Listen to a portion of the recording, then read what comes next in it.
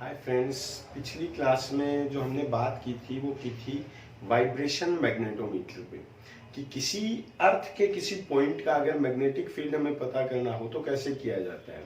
मतलब अर्थ के पूरे स्पेस में किसी भी जगह पे अगर मैग्नेटिक फील्ड की वैल्यू हमें निकालनी हो तो वो कैसे निकाली जाती है। आज हम पता करेंगे नंबर 2। नेक्स्ट हेडिंग ले रहे हैं हम टेंजेंट गैल्वेनोमीटर।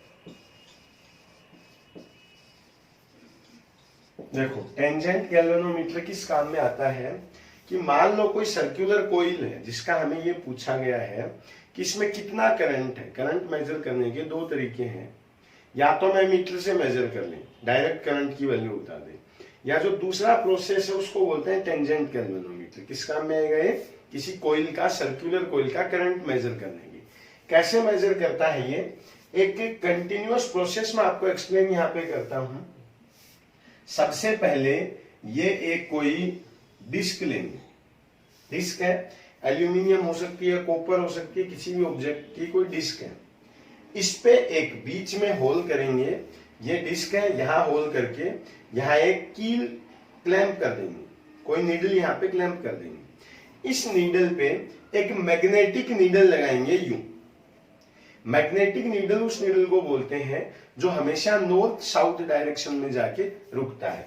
तो जब हम यहाँ मैग्नेटिक नीडल लगाएंगे तो ये लो, ये मैग्नेटिक नीडल आ गया यहाँ। ये अर्थ के हॉरिजॉन्टल मैग्नेटिक फील्ड में रुकता है।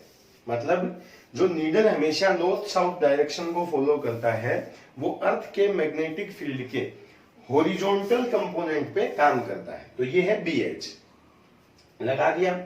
ये किस डायरेक्शन में रुक गया? South to north. अब ये अपनी डिस्क है, यहां ये नीडल है। जिस कोइल का करंट हमें पता करना है उस कोइल को यहां लगाएंगे। मतलब ये इसके डायमीटर पे होगी। ये कोइल है, ये अपनी नीडल है, ये डिस्क है और कोइल लगाएंगे यहां। मतलब ये यहां मैं आपको फिर से डिस्क दिखाता हूं। यहां मैग्नेटिक फील्ड था, यहां वो अपनी कोइल फिट की हुई है। ठीक है, जैसे ही ये कोइल यहाँ पे फिट करेंगे तो हम ये पढ़ते हैं कि कोइल का magnetic field right hand law से फाइंड आउट किया जाता है। ये कोइल है, इसका मैग्नेटिक फील्ड, मान लो करंट अगर इसमें यूं हो तो मैग्नेटिक फील्ड होगा अंदर की तरफ। अगर कोइल यूं हो तो मैग्नेटिक फील्ड किधर होगा? इधर होगा। सर्कुलर कोइल अगर ये है तो इसका मैग्नेटिक फील्ड होता है बाहर। तो जिस कोइल में करंट यूं है, अगर मान लो करंट यूं दे रखा है तो इस कोइल का मैग्नेटिक फील्ड आएगा इधर। ये किसका है? B of coil. तो अब इस डिस्क पे या जिस जगह हम खड़े हैं वहां दो मैग्नेटिक फील्ड काम कर रहे हैं। पहला जिसको हम यूं दिखा सकते हैं, जिसको बोलते हैं BH, और दूसरा मैग्नेटिक फील्ड जिसको हम यहां लिख देते हैं B से। ये किसकी वजह से है? ड्यू टू अर्थ है, ये ड्यू टू कोइल है। अर्थ का जो मैग्नेटिक फील्ड है उसका हमें पता लगाना पड़ता है पहले कि कितना हमें दे रखा है। इसकी वैल्यू हमें पता है। B ऑफ कोइल, अगर ये कोई कोइल है जिसमें N टर्न है, I इसमें करंट है और R इसका रेडियस है, तो इस कोइल के सेंटर पे magnetic field B equals to mu naught NI upon 2R से दिया जाता है। B है magnetic field, mu naught magnetic permeability, N है नंबर ऑफ टर्न, I है करंट, 2 है 2 और R है रेडियस। तो जिस नीडल पे पहले सिर्फ एक मैग्नेटिक फील्ड काम कर रहा था, मान लो ये नीडल है, अब अगर इधर से भी कोई फोर्स लगता है तो जो नीडल इनिशियली यूं थी वो अब कुछ रोटेट हो जाएगी, यहां आ जाएगी। जो नीडल पहले यहां रुकी हुई थी, जब एक मैग्नेटिक फील्ड इधर और काम करेगा तो ये चली जाएगी इधर। इसको मैं फिर से यहां बना देता हूं। देखिए, ये क्या है? BH है और ये क्या है? B है। हमारी नीडल आ गई अब यहां हम लिख देते हैं B। इस एंगल को बोल देते हैं थीटा। थीटा एंगल से जो हमारी नीडल थी वो अपनी एक्चुअल पोजीशन से डिस्प्लेस होकर साइड में चली जाती है। मतलब ये यहां से चल के आ गई यहां। देखो, इस थीटा पे इस BH के दो कंपोनेंट होंगे। कितने कितने होंगे? BH का जहां थीटा की लाइन टच होती है वहां दिया जाता है कोस थीटा कंपोनेंट।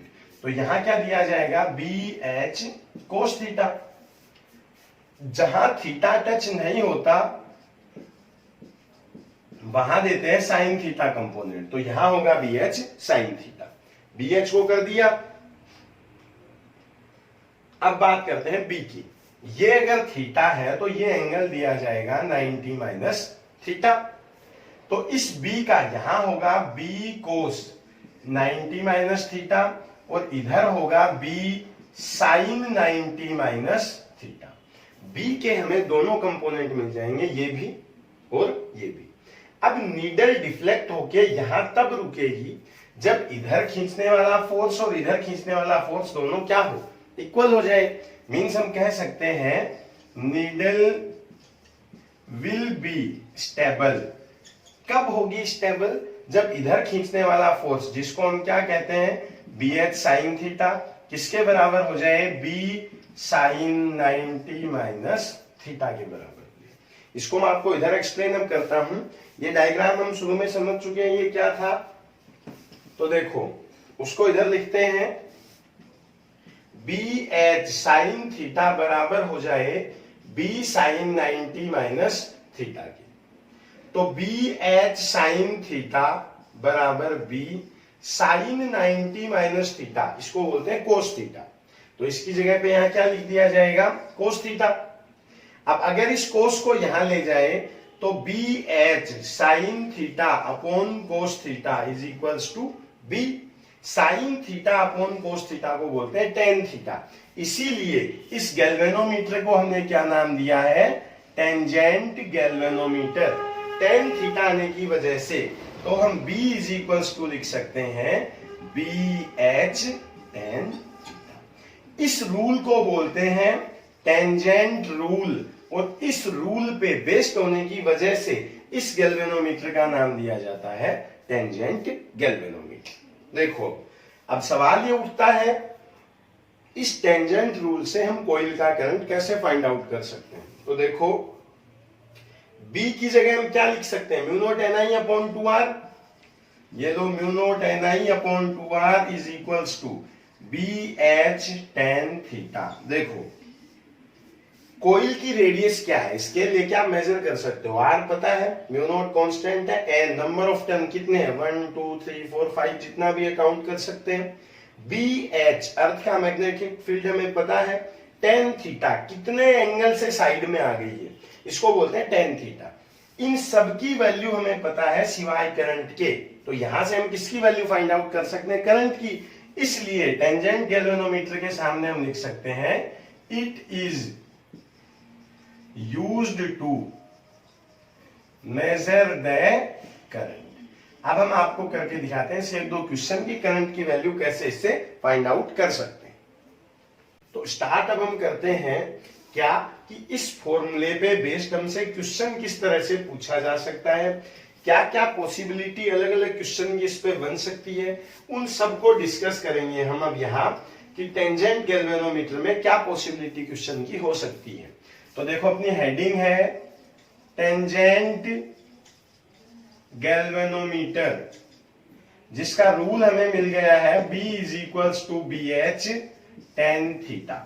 सबसे पहला क्वेश्चन इस पे आता है कंफ्यूज करवाने के लिए कि कई बार ऐसे दे दिया जाता है a magnetic needle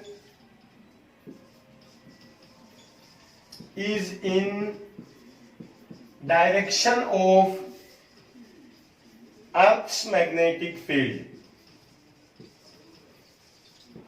when a coil is placed in that field such that the needle makes theta angle with coil's magnetic field,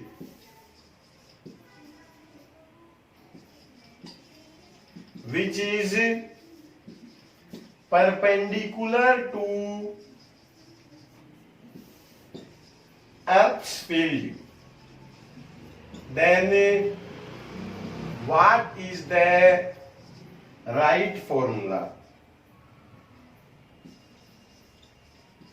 देखो क्वेश्चन में चेंज क्या कर दिया गया है, हमने अभी जब पढ़ा तो ये मैग्नेटिक फील्ड था अर्थ का, ये था कोइल का, ये थी नीडल और ये एंगल था थीटा।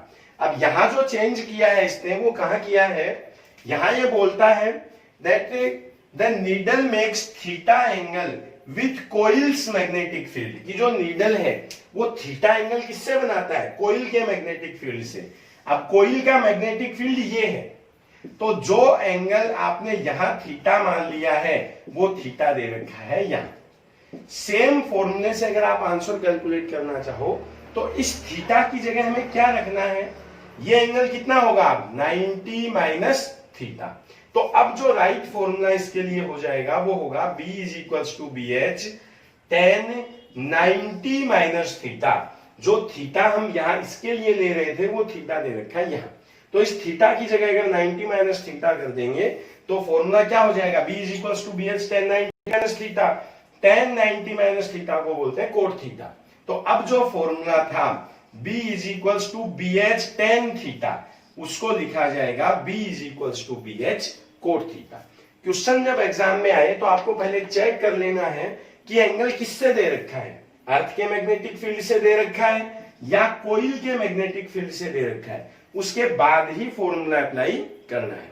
यह था क्वेश्चन नंबर 1 जो टेंजेंट गैल्वेनोमीटर पे हमसे पूछा जा सकता है। सेकंड पे हम चलते हैं कि डायरेक्ट फॉर्मूला बेस्ड क्वेश्चन इस पे कैसे आता है। Question number 2, a coil is placed in 10 raised to power 4 Gauss magnetic field when a perpendicular magnetic field is applied by a coil of 8 centimeter radius and 2000 turns, then deflection becomes 1. Deflection becomes 45 degree. Then what is the value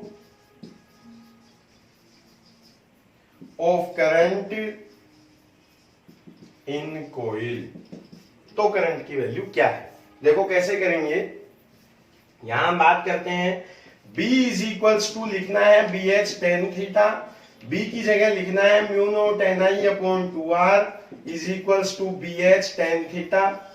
mu naught कितना है 4 pi into 10 raise to power minus 7। पहले काम करते हैं, I की value अगर चाहिए तो होगा B H tan theta into 2r upon mu naught into N. B H कितना दे रखा है 10 रेज़ टू पावर 4, गाउस को टेस्ला में बदलेंगे तो 10 रेज़ टू पावर माइनस 4 से मल्टीप्लाई। जो गाउस है इसको टेस्ला में चेंज करेंगे तो 1 टेस्ला में होता है 10 raise to power minus 4 Gauss.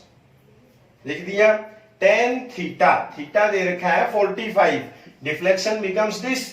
10 45 की वैल्यू लेते हैं 1, ये लो 1। 2 इंटू आर कितना दे रखा है 8 सेंटीमीटर रेडियस, तो 8 into 10 raise to power minus 2 upon mu naught होता है 4 pi 10 raise to power minus 7 और एन नंबर ऑफ टर्न दे रखा है 2000। देखो ये आपस में कैंसिल, ये 3 प्लस 2 5, ये बचेगा माइनस 2, ये 2 से 4 2 बार, ये 4 बचेगा 4 upon pi into 10 raise to power minus 2 और साथ में ये 2 है, इस 2 से ये 2 अपॉन पाई, पावर ऊपर जाएगी तो 200। इसको अगर ऑलमोस्ट हम 3 मान लें तो करंट आएगा 66 एम्पियर। इस तरह फॉर्मूले में जो बाकी वैल्यू गिवन हो उनकी वैल्यू पुट करके हम करंट की वैल्यू निकाल सकते हैं। ये था टेंजेंट गैल्वेनोमीटर पे सेकेंड टाइप का क्वेश्चन। तीसरा इस पे आता है कि टेंजेंट गैल्वेनोमीटर की आइडियल कंडीशन क्या है।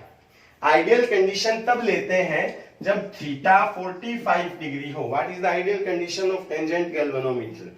ये 45 डिग्री पे होता है जब बी एच और बी दोनों इक्वल हो तो नीडल जो है वो बिल्कुल बीच में आके रुकती है, इसको बोलते हैं आइडियल कंडीशन।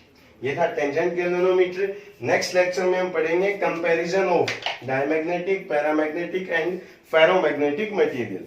2 क्लास होगी, उसके बाद चैप्टर फिनिश, फिर हम स्टार्ट करेंगे नया चैप्टर। Take care, bye.